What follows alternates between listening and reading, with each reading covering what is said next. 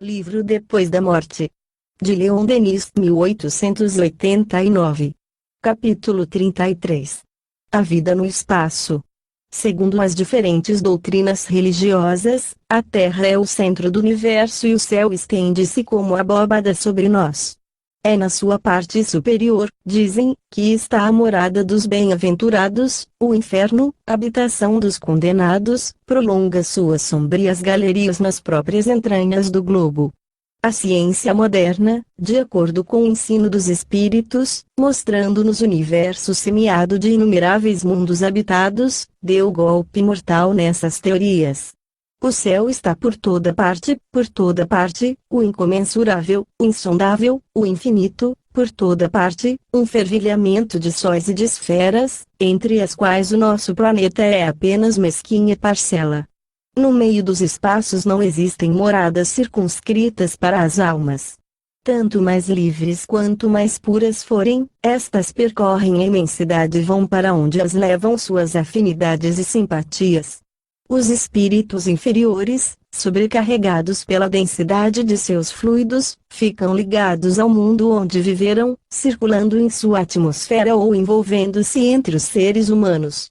As alegrias e as percepções do espírito não procedem do meio que ele ocupa, mas de suas disposições pessoais e dos progressos realizados. Embora com o perispírito opaco envolto em trevas, o espírito atrasado pode encontrar-se com a alma radiante cujo invólucro sutil se presta às delicadas sensações, às mais extensas vibrações. Cada um traz em si sua glória ou sua miséria. A condição dos espíritos na vida de além-túmulo, sua elevação, sua felicidade, tudo depende da respectiva faculdade de sentir e de perceber, que é sempre proporcional ao seu grau evolutivo. Aqui mesmo, na Terra, vemos os gozos intelectuais aumentarem com a cultura do espírito. As obras literárias e artísticas, as belezas da civilização, as concepções sublimes do gênio humano são incompreensíveis ao selvagem e também a muitos dos nossos concidadãos.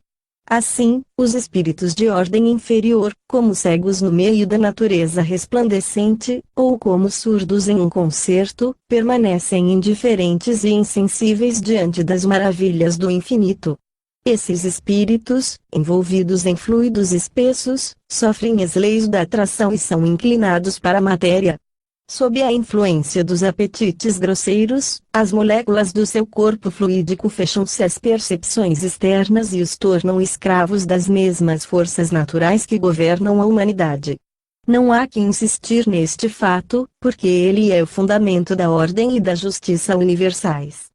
As almas colocam-se e agrupam-se no espaço segundo o grau de pureza do seu respectivo invólucro. A condição do espírito está em relação direta com a sua constituição fluídica, que é a própria obra, a resultante do seu passado e de todos os seus trabalhos. Determinando a sua própria situação, acham, depois, a recompensa que merecem. Enquanto a alma purificada percorre a vasta e fulgente amplidão, repousa à vontade sobre os mundos e quase não vê limites ao seu voo, o espírito impuro não pode afastar-se da vizinhança dos globos materiais. Entre esses estados extremos, numerosos graus permitem que espíritos similares se agrupem e constituam verdadeiras sociedades do invisível. A comunhão de sentimentos, a harmonia de pensamentos, a identidade de gostos, de vistas, de aspirações, aproximam e unem essas almas, de modo a formarem grandes famílias. Sem fadigas, a vida do espírito adiantado é essencialmente ativa.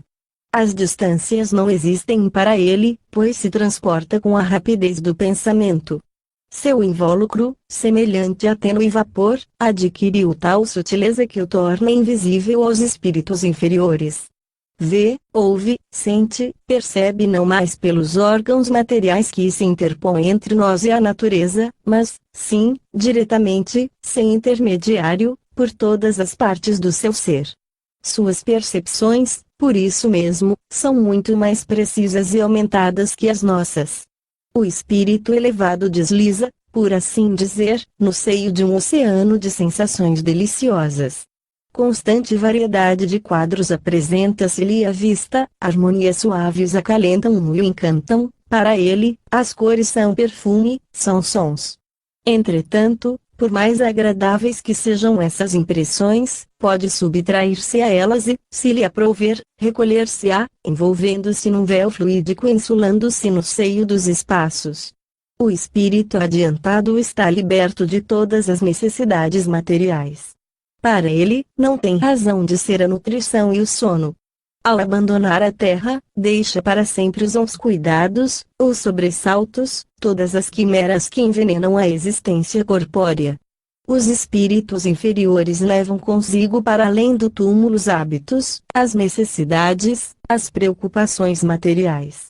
Não podendo elevar-se acima da atmosfera terrestre, voltam a compartilhar a vida dos entes humanos, intrometem-se nas suas lutas, trabalhos e prazeres. Suas paixões, seus desejos, sempre vivazes e aguçados pelo permanente contato da humanidade, os acabrunham, a impossibilidade de os satisfazerem torna-se para eles causa de constantes torturas. Os espíritos não precisam da palavra para se fazerem compreender. O pensamento, refletindo-se no perispírito como imagem em espelho, permite-lhes permutarem suas ideias sem esforço, com uma rapidez vertiginosa.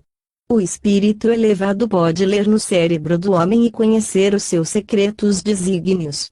Nada lhe é oculto. Perscruta todos os mistérios da natureza, pode explorar à vontade as entranhas do globo, o fundo dos oceanos, e assim apreciar os destroços das civilizações submersas. Atravessa os corpos, por mais densos que sejam, e vê abrir-se diante de si os domínios impenetráveis à humanidade.